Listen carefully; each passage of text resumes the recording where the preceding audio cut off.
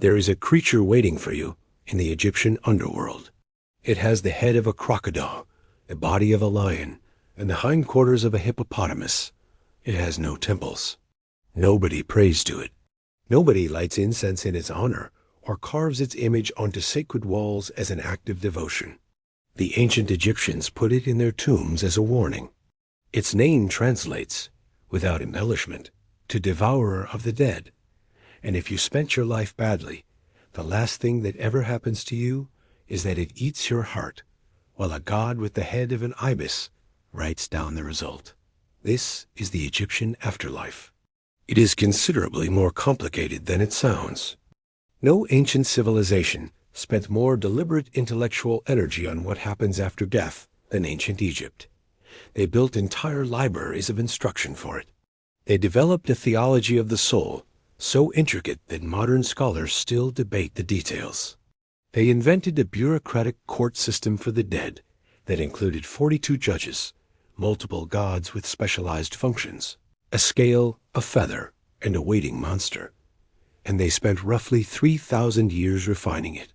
What we know of this system comes primarily from the pyramid texts, carved into royal tombs as far back as 2400 BCE. Then the coffin texts that followed, and finally the document most people have heard of, the Book of the Dead, known in Egyptian as the Book of Coming Forth by Day. This last text was not one fixed document, but a collection of spells and instructions assembled over generations, tailored to the individual, and buried with the dead to guide them on the journey ahead. It was, essentially, a guidebook for navigating the underworld. The ancient Egyptians went to the afterlife the way some people pack for international travel, with extensive research, the right documents, and a deeply held suspicion that if they did not prepare properly, everything would go wrong. Before any of this can be understood, something has to be said about the Egyptian conception of the soul. Because the Egyptians did not believe the soul was one thing. They believed it was several things, and each part had its own job. The Ka was the vital essence, the animating spark that made a person alive in the first place. Think of it as the force that distinguishes a living body from a dead one. The Ka did not travel to the underworld. It stayed near the tomb, tethered to the physical body, which is a significant part of why mummification mattered so much. The Ka needed the body as its anchor. It also needed food. That is not a metaphor. Living family members were genuinely expected to leave offerings of bread, beer, and meat at the tomb, so the Ka could absorb their energy and continue to exist. Egyptian tombs contain elaborate false doors, specifically for this purpose, an architectural threshold where the living could pass offerings through to the dead. The Ba was closer to what most people today would call personality. It was the mobile part, depicted in Egyptian art as a human-headed bird, capable of flying between the tomb and the underworld. By day, the Ba could return to the body and rest. By night, it moved in the realm of the dead. This is part of why the physical body had to remain intact. If it decomposed beyond recognition, the Ba could no longer find its way home.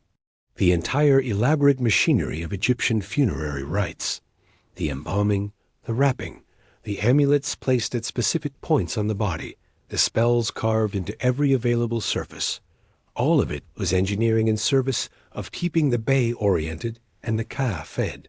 The ache was what you were trying to become. When the Ka and the Ba successfully reunited after death, when the proper rites had been performed and the soul had passed judgment, the two merged into the Ak, the transfigured spirit. This was the goal. An Ak could dwell among the gods. It could walk in the field of reeds. It was functionally what we mean when we talk about a person achieving eternal life. Criminals and the unworthy did not get one. An Ak required both proper burial and a life that could survive scrutiny. There were other components too, the Ren or name, the Shoit or shadow, each with their own role in the economy of the self. But the Ka, Ba, and Ak form the spine of the system, and understanding them changes what mummification means. It stops being a bizarre cultural practice and starts looking like what it actually was, an act of extraordinary care. When an Egyptian family spent weeks preparing a body, wrapping it in linen, placing protective amulets over the heart and throat and eyes, they were not performing ritual for tradition's sake. They were building the conditions under which their loved one could continue to exist. Now the journey begins. At death, the Ba separates from the body and descends into the Duat, the Egyptian underworld. The Duat was not simply a dark cavern below the earth. It was a vast and geographically complex realm, described across centuries of texts as having rivers, islands, fields, fiery lakes, iron walls, and gates, guarded by creatures with specific names and specific demands. It was also, according to the Amduat, the realm through which the sun god Ra passed every night in his solar bark, battling the chaos serpent Apophis to ensure the sun would rise again in the morning. The dead moved through the same darkness the sun moved through. There was poetry in that architecture that the Egyptians were clearly aware of. Waiting at the entrance to this realm was Anubis. Anubis is the figure most people recognize from Egyptian imagery, the jackal-headed god with the black skin and the careful, watchful posture. He was the god of embalming, which tells you something about the Egyptian sense of what the right god for the job looked like. Jackals were scavengers. They were often seen near burial grounds. The Egyptians looked at the jackal, an animal that spent its time around the dead, and concluded this was clearly the creature whose divine nature was connected to the transition between life and whatever came next. Anubis guided the soul through the Duat, served as protector against the various hostile entities that populated the underworld, and presided over the moment that determined everything. That moment was the weighing of the heart. The Hall of Two Truths is where the soul arrived for judgment. It was presided over by Osiris, the god of the dead, who sat at one end of the hall on his throne, wrapped in the white linen of the mummified, his skin green as the resurrection of crops after flood. Around the hall sat 42 assessor gods, one for each of the 42 specific moral failings the deceased would be asked to account for. Before the scales came out, the deceased had to stand before these 42 judges and deliver what Egyptologists call the negative confession, which is exactly what it sounds like. Not a list of virtuous deeds, but a list of things the person had not done. I have not stolen. I have not killed. I have not told lies. I have not caused suffering. I have not been angry without cause. I have not waded in water, which sounds oddly specific, until you realize it probably refers to contaminating the Nile. 42 declarations of innocence delivered to 42 judges, each of whom was looking for the one sin within their jurisdiction. This system requires a moment of attention because it is philosophically unusual. Most afterlife traditions lean toward the positive, the account of virtue, the life well lived.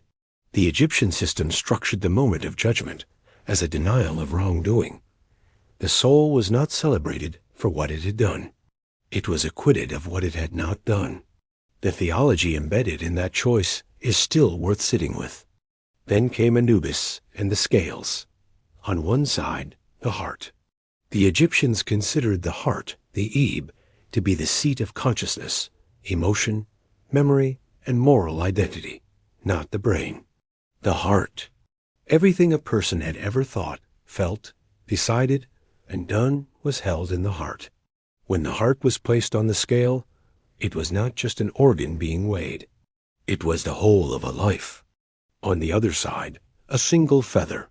The feather belonged to Maat, the goddess who embodied truth, cosmic order, justice, and balance. She was one of the oldest concepts in Egyptian theology, older in some ways than many of the named gods, representing not a personality or a narrative, but the fundamental principle that held the universe together. Her feather was the measure of a life. An ostrich feather weighs roughly a gram. The idea was not that the scale was literal, and the heart had to weigh less than 1 gram. The idea was this: if you had lived in accordance with Ma'at, in truth and balance and justice, Your heart carried no excess weight. It was as light as the principle itself.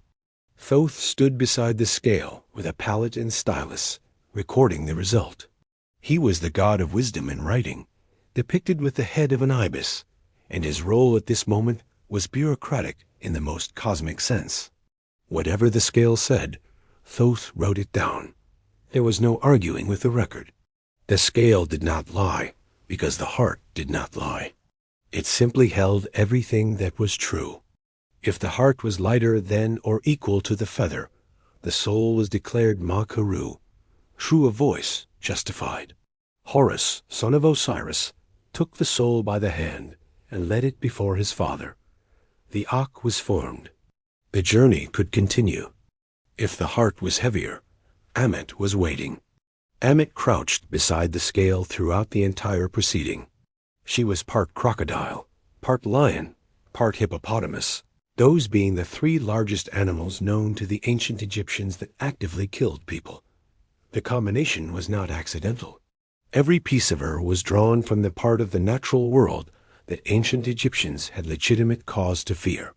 She had no cult, no worshippers, no festivals. She was never addressed in prayer. She sat there, patient and permanent, and if the scale tipped the wrong way, the heart was fed to her. And that was it. Not punishment, not torment, not eternal fire or divine wrath or the suffering of the damned. Annihilation. The soul ceased to exist in any form. This was what the Egyptians called the second death, and it was, in their cosmology, worse than anything else that could happen, worse than suffering, worse than darkness, worse than pain, because there was no subject left to experience anything. Other ancient traditions sentenced the wicked to eternal punishment. The Egyptian tradition sentenced them to non-existence. The Greeks had Tartarus, but the punished continued to be. The Egyptians had Ammit, and the punished simply stopped. This is worth pausing on, because it reflects something very specific about the Egyptian worldview. They did not believe that suffering awaited the wicked. They believed that existence itself was the gift that good living made possible. Bad living did not earn you a worse version of existence. It earned you none. For the soul that passed, the journey continued through a series of guarded gates, each with its own divine guardian demanding the correct password. Another reason the Book of the Dead was so important. It contained the names. It contained the spells. A soul that arrived at a gate without knowing the guardian's name was stuck. A soul that had been properly prepared, that had a copy of the relevant texts buried alongside them, that had family who performed the rites correctly, stood a far better chance of navigating this portion of the journey. Eventually, the soul arrived at the field of reeds, the Aru, the Egyptian paradise. It was described in Egyptian texts as a place very much like the Nile Delta, the most fertile and beautiful landscape the Egyptians knew. Lush fields, flowing water, abundant harvest, endless springtime. Everyone you had loved was there. Your home was there. Your pets were there. The difference from ordinary life was only that none of it would ever end, and none of it would ever be taken from you. It was not a transcendence of earthly experience.